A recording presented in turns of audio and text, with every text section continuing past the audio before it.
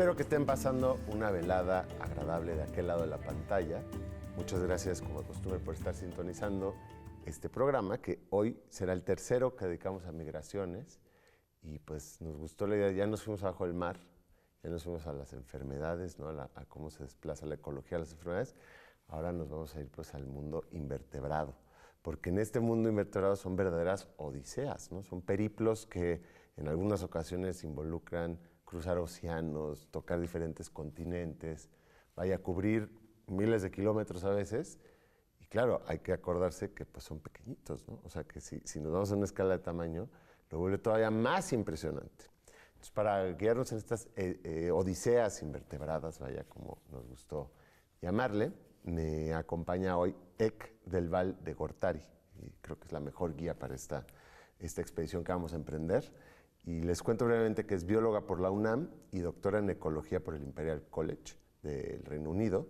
Y desde el 2005 trabaja como investigadora en el Instituto de Investigaciones en Ecosistemas y Sustentabilidad de la UNAM, en Morelia, donde busca entender cómo se modifican las interacciones bióticas en respuesta a los impactos humanos. Y también está muy interesada en la comunicación de la ciencia y en especial, en particular, en compartir con la sociedad pues, la importancia y las maravillas de los insectos, ¿verdad? Así es, Andrés. Muchas gracias por la invitación. Muchas gracias, por fin se logró sí, que estuvieras está muy aquí. Bien. Estamos aquí. Y para hablar, pues digo, a mí desde luego es algo que me parece interesantísimo, pero creo que a todo mundo.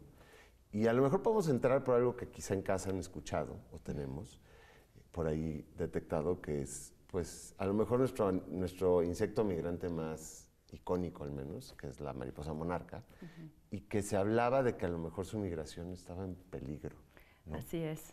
Pues es todo un tema, ¿no? La mariposa monarca, pues es una mariposa que es muy abundante o ha sido muy abundante en el pasado. Incluso en algunos lugares es considerada invasora. En Australia, por ejemplo, es invasora, ¿no?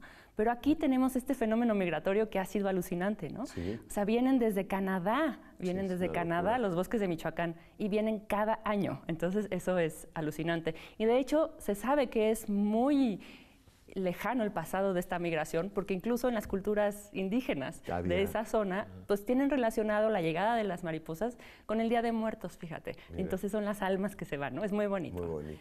Entonces, pues sí, la mariposa monarca es alucinante, sobre todo porque algo que a mí siempre me gusta resaltar es que los bichos que llegan nunca habían venido. Ni sus mamás habían venido. Es la cuarta generación. Entonces, digamos que el conocimiento de hacia dónde ir es una cosa que todavía no podemos... No entendemos. No entendemos por qué pasa. O sea, ¿cuáles son las guías? Se sabe que tiene que ver con el movimiento del sol y cómo va cambiando la estación en Canadá, que es de donde se desplazan para acá, y eso, pero todavía hay muchísimas cosas por entender, ¿no? Genial. Pero entonces sí, claro, son cuatro generaciones, además, claro, son periplos o odiseas que además involucran transgeneración. Es un viaje que, sí, como cuando vayamos a Júpiter algún día o más lejos. Exacto. En naves y vaya viendo generaciones. Sí, seguramente será así. Pero, y llega y luego se regresa porque hay una generación que vive más, la Matusalén, es la que regresa. Esa es la que regresa. La que llega, o sea, la que llega desde Canadá, es la que se regresa a Texas. Y ahí es donde ponen los primeros huevos y entonces ahí empieza la siguiente generación. Claro. Y van subiendo de Texas, luego van pues como a Oklahoma, luego van un poquito más arriba hasta llegar a Canadá y luego regresan, ¿no? Entonces, esta cosa de las migraciones periódicas intergeneracionales, pues sí es muy alucinante. Total. ¿Y está en peligro la migración? Sí, pues el tema es que se ha visto que el número de mariposas que llegan es mucho menor de lo que era antes, ¿no? Este año en particular, acaban de liberar el conteo de cuántas mariposas hubo, pues es como de los más bajos. No es el más bajo, pero sí como el quinto histórico más bajo, ¿no? Entonces sí, o sea, lo miden en hectáreas, es muy rara la manera en cómo cuantifican. No son el número de insectos, sino el número de árboles que están llenos. Con una cierta cantidad de insectos, porque es muy difícil saber cuántas hay. Claro. Si han podido ir y si no han podido ir, vayan, es maravilloso. Antes de que se acabe. Entonces, ahora cubrían 1.7 hectáreas, ¿no? Que uno piensa es muy poquito, cuando en otras épocas eran 20 hectáreas, ¿no? Entonces sí. Es una reducción. Sí, es muy fuerte la reducción, ¿no?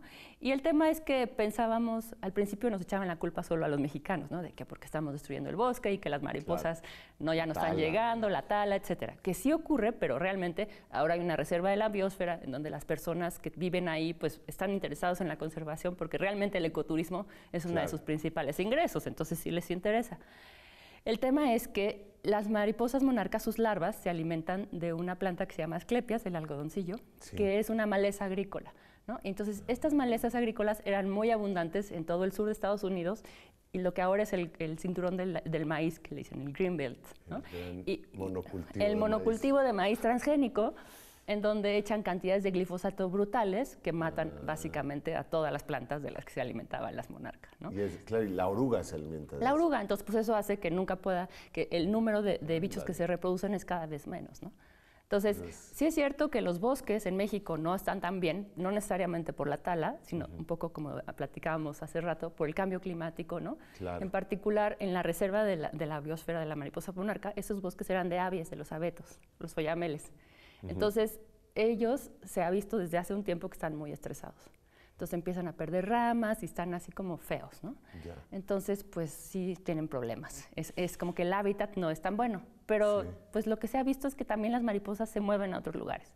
Entonces, esta vez cuando dijeron el reporte fue muy curioso que también reportaron colonias fuera de la reserva. Claro. O sea, no llegan todas ahí, sino llegan a otras montañas cercanas donde también hay bosque, ¿no? Y probablemente las condiciones de esos bosques pues estén mejor. Van a ir cambiando. Ajá. Bueno, se adaptan, digo, al final están haciendo esto hace pues, muchísimo tiempo. Sí. Bueno, pero para no quedarnos solo en la monarca, pero bueno, claro, es la muerte por las miles tocadas, estaba pensando, claro, no hay un solo factor, o sea, si se fuera lo del maíz definitivamente, y luego también a lo mejor pues el hecho de que cada vez es más entorno o agrícola o urbano, ¿no? Directamente. Sí, no sé, cuando vas durante la migración te dicen en la carretera que disminuyas la velocidad porque atraviesan entonces ahí también se mueren un montón, ¿no? Entonces sí que es multifactorial. Oye, y me había encontrado yo por ahí que, digo, eso es como 4,000 kilómetros, ¿no? Para que nos dimensionemos. Exacto. Y por ahí me encontré que hay otra mariposa que se llama la dama pintada o Vanessa Cardui, que es un periplo más largo, que a veces puede llegar de ida y venida, cubrir 14,000 kilómetros entre Europa y África. Sí. Que es impresionante. Y eso pues recuerda un poco a las libélulas, también son otros insectos voladores. Otros insectos voladores. Que cruzan océanos. Sí, ¿no? Sí, aquí quería compartir una historia que me parece fascinante que recientemente descubrí. Dije, bueno, ¿qué otros insectos son migrantes, no? Porque solamente son las mariposas, habrá que estudiar. Y entonces encontré esta libélula que se llama Panthala flavescens, que es una libélula que es cosmopolita, vive en todo el mundo. Y en todos lados hace migraciones, pero hay una migración que es espectacular, que ocurre entre la India y África, ¿no? Y cómo descubrieron esa migración es muy interesante. Resulta que un investigador en las Islas Maldivas, se llama Charles Anderson, de repente empezó, él es entomólogo, pero es más ecólogo, ¿no? Entonces decía, ¿cómo puede ser que vivan estas libélulas aquí si no hay cuerpos de agua? Porque las libélulas tienen una peculiaridad muy interesante y es que sus larvas son acuáticas. Las náyades famosas, ¿no? Entonces son unos depredadores súper buenos de larvas de mosquito que viven en los ríos, pero si no hay cuerpos de agua, ¿cómo le hacían? Entonces dijo, tienen que venir de algún lado. Pero si ustedes ven en un mapa dónde están las Islas Maldivas, pues están en medio de la India y de África. Entonces están a 1,000 kilómetros de la India. Entonces dijo, no, pues tienen que venir de alguno de los dos lados. Y entonces empezó a contactar colegas y le dijeron, sí, en la India dejan de estar en septiembre y luego aparecen el año que entra, ¿no? Entonces dijo, tienen que venir de la India. Pero dijo, ¿pero cómo van a volar 1,000 kilómetros? Encima del mar, además. Mar, no puedes parar en ningún lado. Y entonces, de manera muy interesante, empezó a ver cómo eran las migraciones de las aves en esa región. Y entonces resulta que sí, se suben a una de estas corrientes de aire caliente, de la zona, esa se llama ZCT, se suben a esa corriente de aire y ahí parece que así es como llegan a las Islas Maldivas, ¿no? Ese trayecto de 1,000 kilómetros. Surfean el aire. Surfean, así van, gliding, ¿no? Y entonces luego dijo, bueno, pero de aquí se van otra vez, entonces ¿a dónde se van? Entonces empezaron a rastrear y pues contactaron a muchos colegas y parece que después se van a las Islas Seychelles, que están más cerquita de África. Sí, también en la mitad. También en la mitad. Y luego ya se van a África, ¿no? Y entonces por Mozambique y Tanzania, por ahí se reproducen y entonces van así avanzando, luego a Kenia, luego llegan a Somalia y regresan directo a la India, ¿no? Es una odisea en toda la son 16,000 kilómetros en total, ¿no?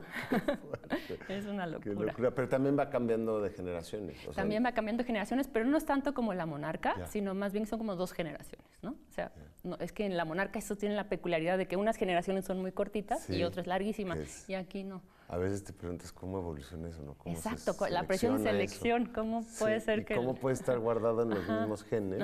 Que a ti te va a tocar vivir unos meses, a ti te va a tocar unos meses, y a ti te va a tocar mucho más. Es muy curioso. Es muy curioso. Una locura.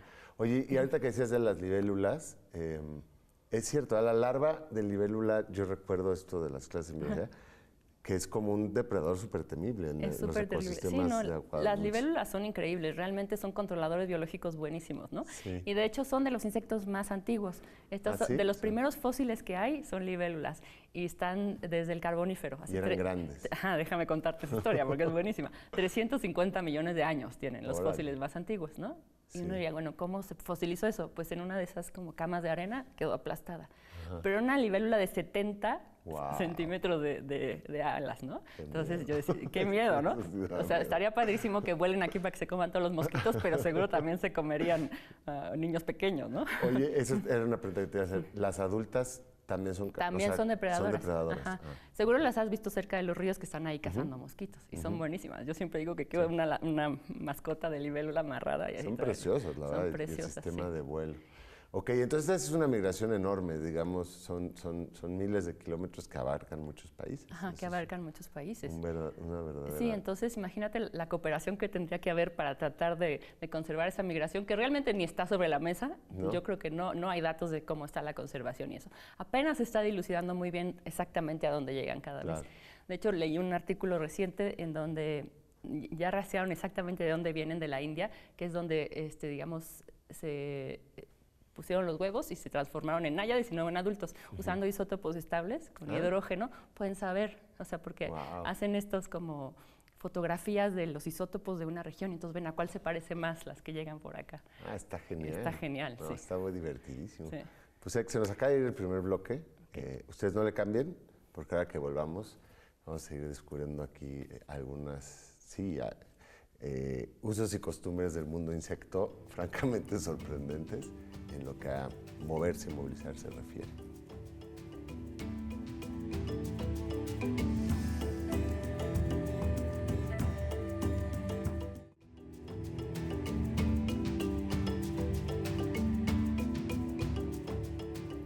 Qué bueno que no le cambiaron o se acaban de llegar, pues les damos la bienvenida. Estamos hablando de odiseas invertebradas, de periplos que llevan a cabo insectos diversos, que francamente pues en nuestro modesto modo de comprender el mundo no tienen comparación, porque pues si lo ves a escala, ¿no? Pues son una locura.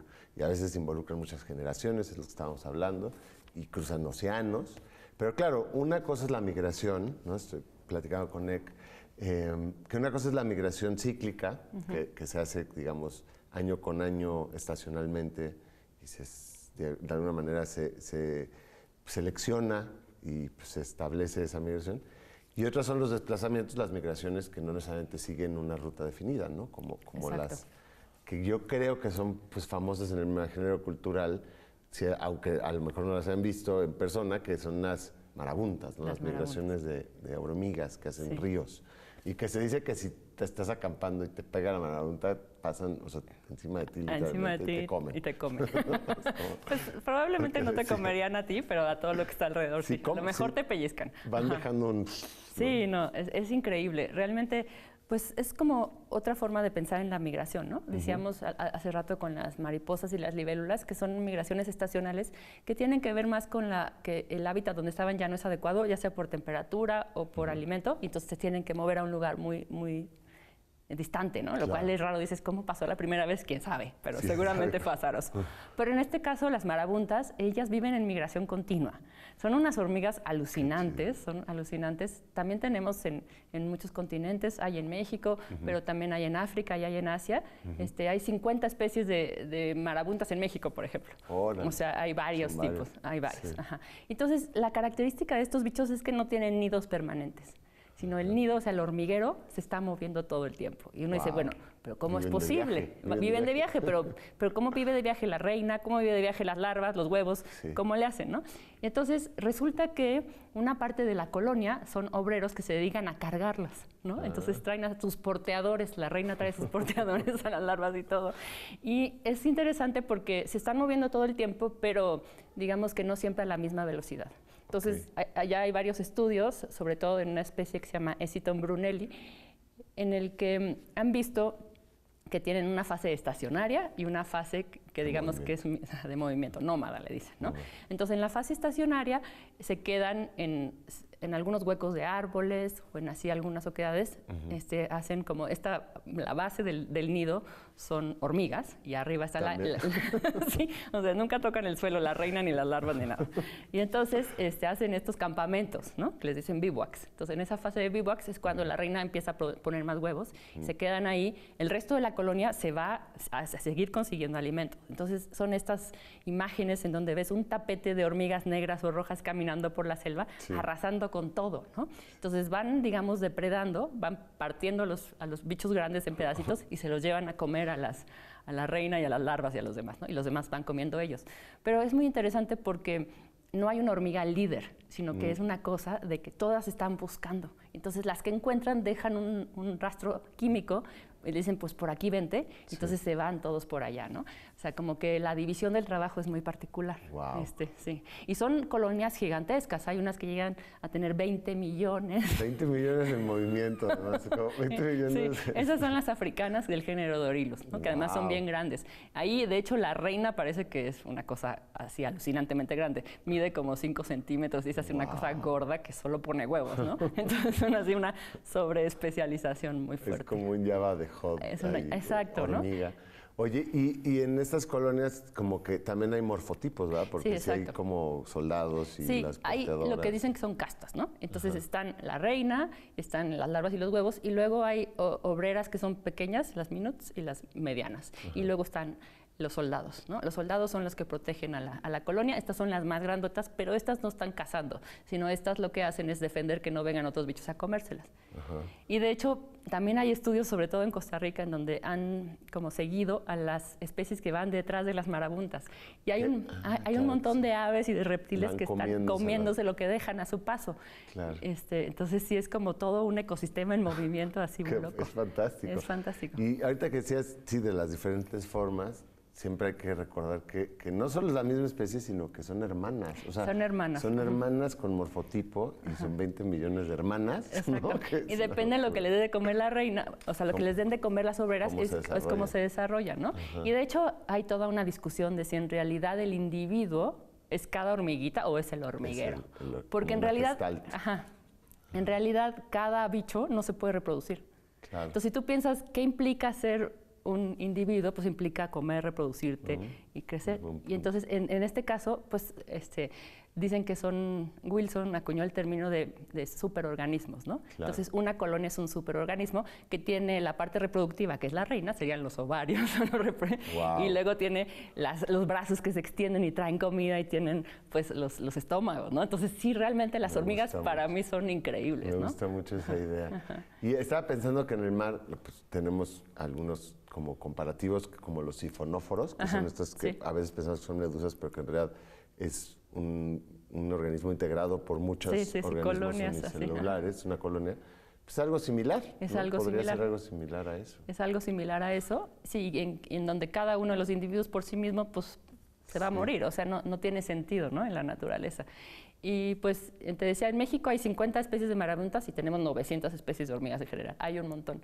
Y casi todas las que se han estudiado son las especies que viven por encima del suelo. Eso me gusta mucho resaltarlo, porque hay toda una fauna que es fosorial ahí. Es edáfica, y entonces no sabemos ni qué hacen, pero van moviéndose por adentro del suelo y también hay marabuntas.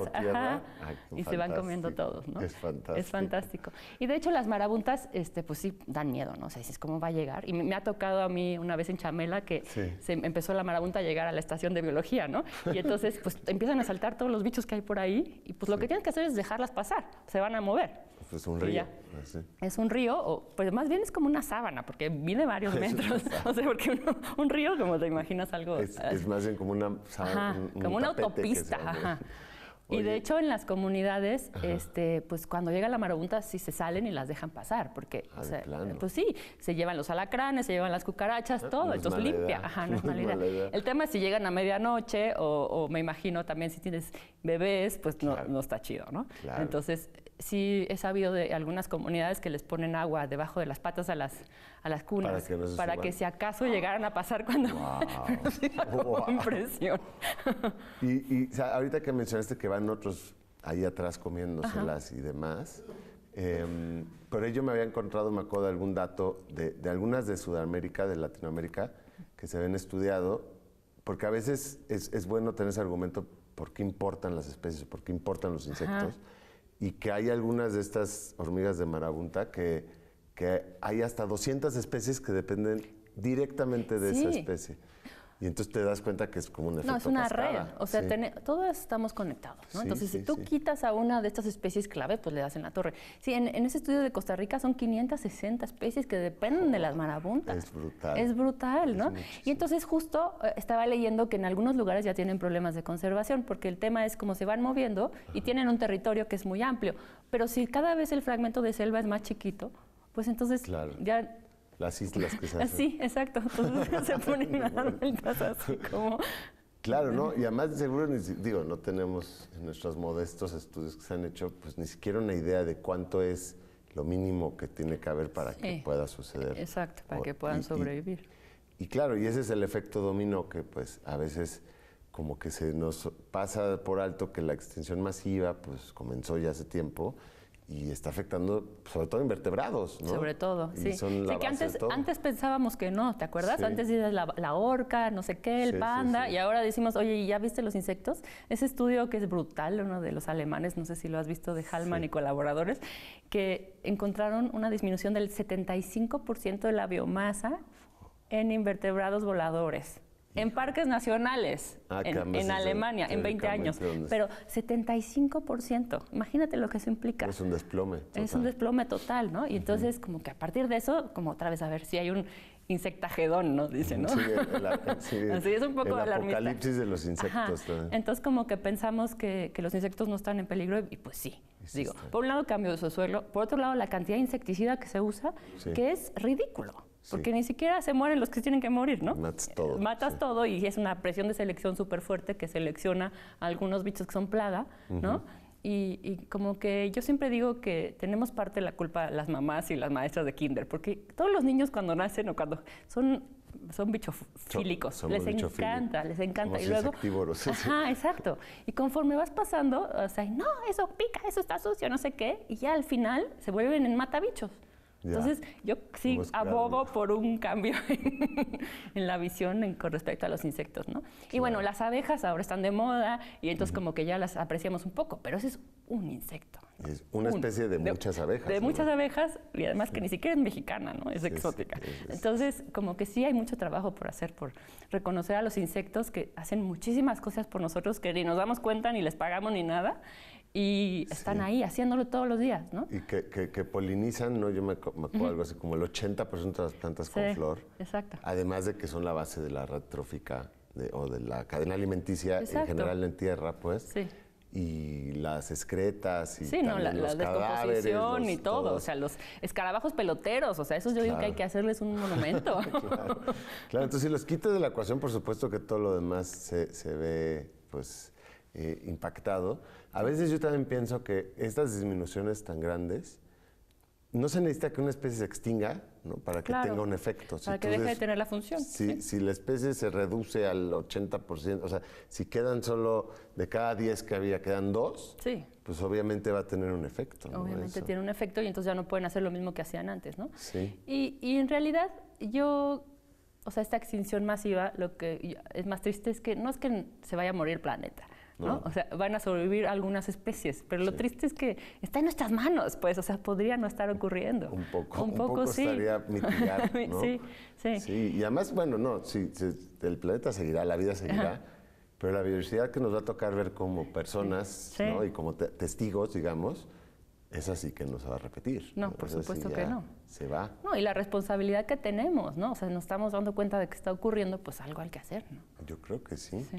Oye, y se nos está a punto de agotar el tiempo. Me gustaría, como última pregunta así puntual, ¿qué insecto es tu favorito, si tienes uno favorito? Sí, pues las luciérnagas me encantan. O sea, eso de la bioluminiscencia me parece mágico. Sí, pues algún día vamos a tener que hacer un programa de luciérnagas. Va que va. De bioluminiscencia. Muchas gracias por venir. No, pues gracias por la invitación. Y muchas gracias a ustedes por sintonizar.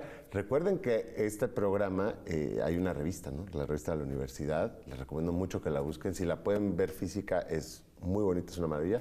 Y si no, todo está en línea, abierto, para que estén a un clic de distancia para echarse ahí una zambullida en otros temas de migración que se exploran en la revista. Y pues nos vemos aquí la siguiente semana, misma hora, para un último programa de migración. Gracias por sintonizar.